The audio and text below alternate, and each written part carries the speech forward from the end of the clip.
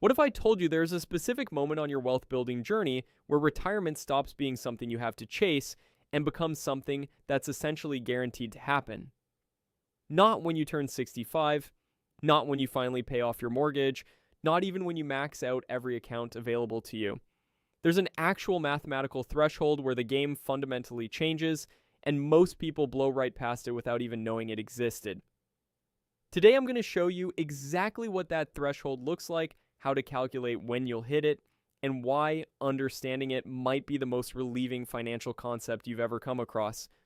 Stick with me, because by the end of this, the way you think about your monthly contributions is going to be completely different. And let's start by talking about what's actually happening inside your portfolio when you invest over a long period of time.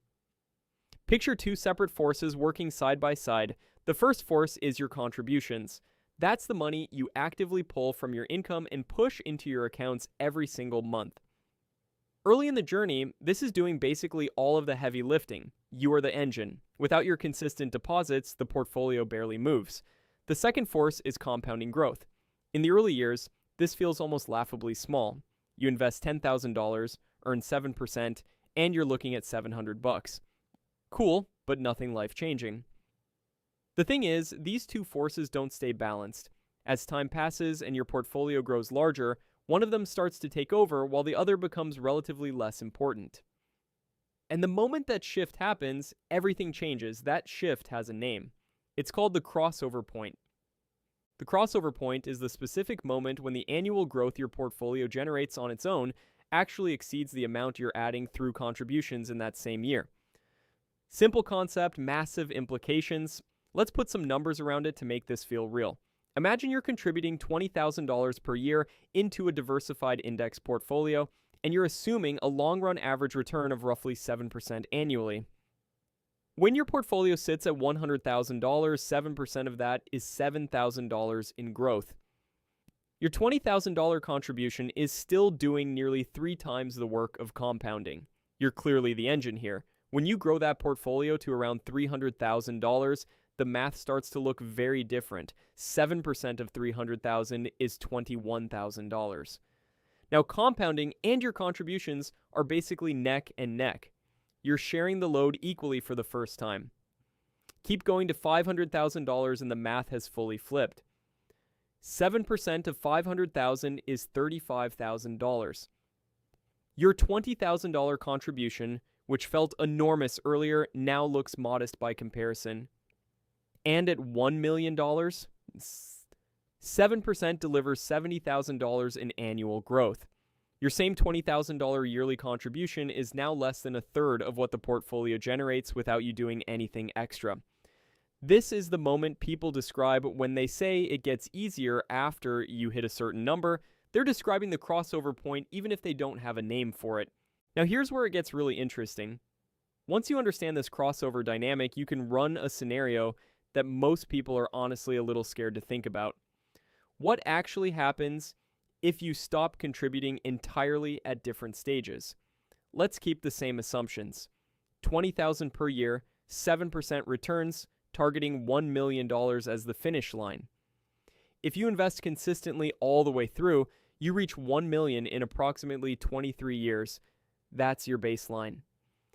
Now watch what happens if you stop contributing at different portfolio values.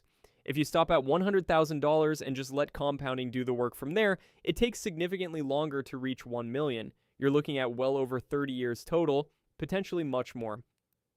Stopping that early costs you a massive amount of time because you haven't reached the threshold where growth becomes self-sustaining. The boulder hasn't built up enough momentum yet. Stop at $300,000 instead after about 11 years of consistent contributions. From that point, compounding can carry you the rest of the way to $1 million in roughly another 18 years, putting you at around 29 years total from when you started. So compared to contributing the whole way through, you only lost 6 years by stopping contributions more than halfway through your journey. Think about that for a second. Now here's the one that genuinely surprises people. Stop at $500,000, which takes roughly 15 years of contributions to reach. From there, compounding doubles it to $1 million in approximately 11 more years. Total time from start to finish is around 26 years. That means by stopping contributions entirely at $500,000, You only delay your $1 million milestone by about 3 years compared to someone who never stopped contributing at all. 3 years. And the critical lesson hiding inside that number is this: halfway to $1 million is absolutely not halfway in time. The math is not linear. Once your portfolio reaches a certain mass, it begins to generate momentum that dwarfs what you're adding manually. This is the core insight that drives everything else we're going to cover. But before we go further, I need to make sure we're drawing a clear line between two things that sound similar but are actually very different. The crossover point where growth exceeds contributions is a psychological milestone. It's the moment investing starts to feel like it's working for you rather than you working for it. It's genuinely meaningful.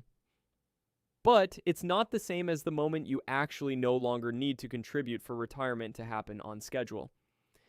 That specific moment has its own name, and it's called Coast FI. Coast FI is the point at which your current invested portfolio is large enough that, with zero additional contributions from this day forward, compounding alone will grow it into your target retirement number by the time you want to retire. You stop adding fuel. The vehicle keeps moving. The destination is still reached. You're just coasting there.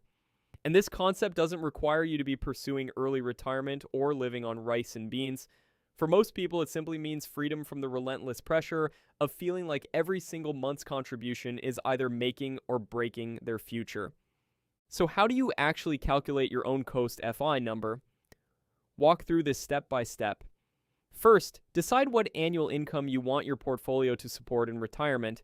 Let's say you want $70,000 per year to live comfortably.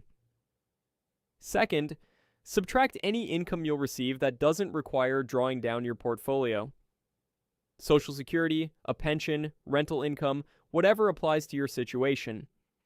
If you expect $25,000 from Social Security, your portfolio only needs to generate $45,000 per year. Third, use the 4% withdrawal rule as a planning framework. This widely referenced guideline suggests you can withdraw 4% of your portfolio annually with a high likelihood it lasts 30 or more years in retirement. Divide your needed annual portfolio income by 0.04. So $45,000 divided by 0.04 gives you a target portfolio of $1,125,000. That's your retirement finish line. Now here's the part most people never actually calculate. To find your Coast FI number, you need to figure out how much you'd need invested today so that compounding grows it into that target by your retirement date without any additional contributions. The formula works like this: take your target portfolio and divide it by the quantity of 1 plus your expected real return, raised to the power of the number of years until you retire. Real return means after you account for inflation.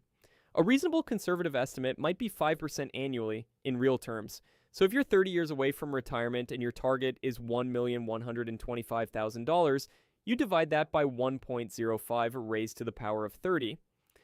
1.05 to the 30th power comes out to approximately 4.32. Dividing 1,125,000 by 4.32 gives you roughly $260,000.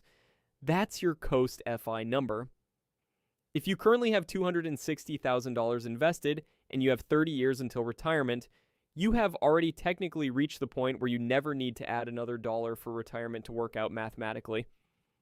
That number is sitting there right now, growing at 5% in real terms annually, and in 30 years, it will be waiting for you as a fully funded retirement.